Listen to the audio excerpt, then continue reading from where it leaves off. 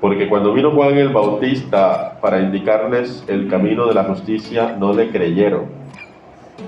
Mientras que los pecadores publicanos y las prostitutas sí le creyeron.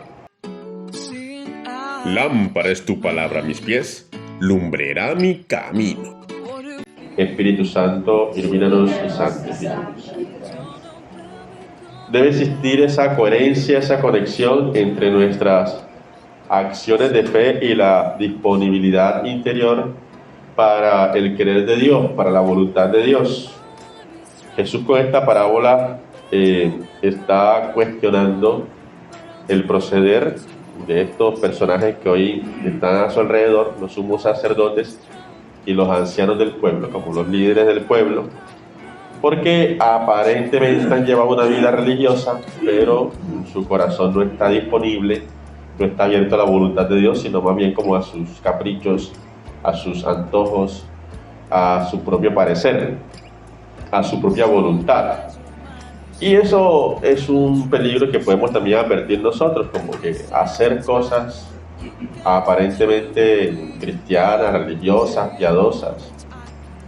¿Cuántos tal vez ahora no se están disponiendo para hacer una novena en el barrio y ayudar a todo el barrio y a muchos niños, pero su corazón no está abierto a la acción de Dios y están viviendo muy lejos de Dios y ni por ahí tienen la intención de convertirse, arrepentirse y dejar esas malas acciones? Entonces no hay una coherencia, o sea, da la impresión de estar viviendo una vida de fe, pero realmente no están en la voluntad de Dios. El corazón debe estar disponible. Habrá momentos en que, y es la lucha constante de todo creyente, en que a veces queremos hacer nuestra voluntad y no la de Dios. A veces nos cuesta aceptar la voluntad de Dios. A veces es difícil porque nos exige esfuerzos, sacrificios, renuncias, pero justamente ahí está la grandeza. Un corazón dócil, un corazón disponible a la voluntad de Dios. Hoy tenemos, por ejemplo, a Santa Lucía, una determinación admirable de guardar su castidad, guardar su virginidad para Dios, a pesar de que eso le supuso el martirio, le supuso entregar la vida, pero se mantuvo ahí porque entendió que ese era el querer de Dios para su vida, esa consagración de su cuerpo y de su alma total al Señor. Entonces esa determinación es la que nos pide hoy el Señor, esa voluntad que va unida también a la disciplina. Podemos poner de ejemplo aquí esas reglas espirituales que nos enseñó San Ignacio de Loyola y que están en sus ejercicios espirituales.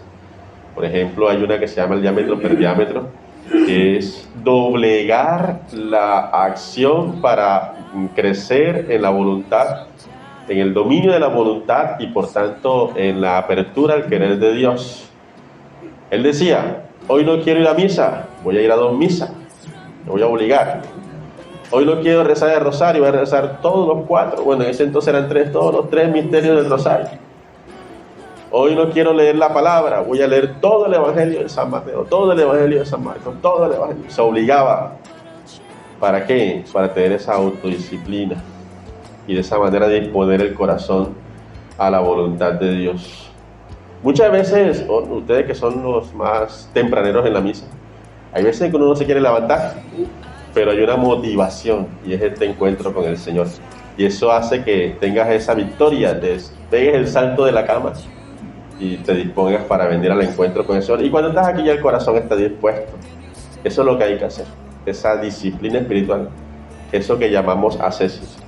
Por eso que Jesús dice que los publicanos, que representan la clase de los varones pecadores, y las prostitutas, que representan la clase de las mujeres pecadoras de ese entonces, van a entrar primero al reino de Dios porque ellos sí se abrieron a la voluntad de Dios. Reconocieron su pecado, se arrepintieron y comenzaron a actuar conforme al querer de Dios. Eso es lo que nos pide el Señor.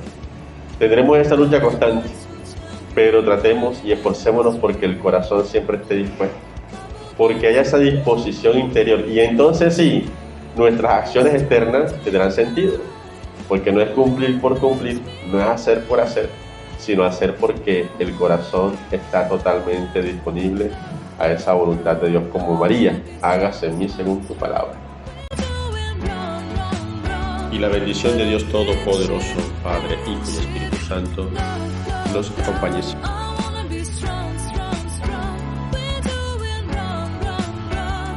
But I'll try and to change.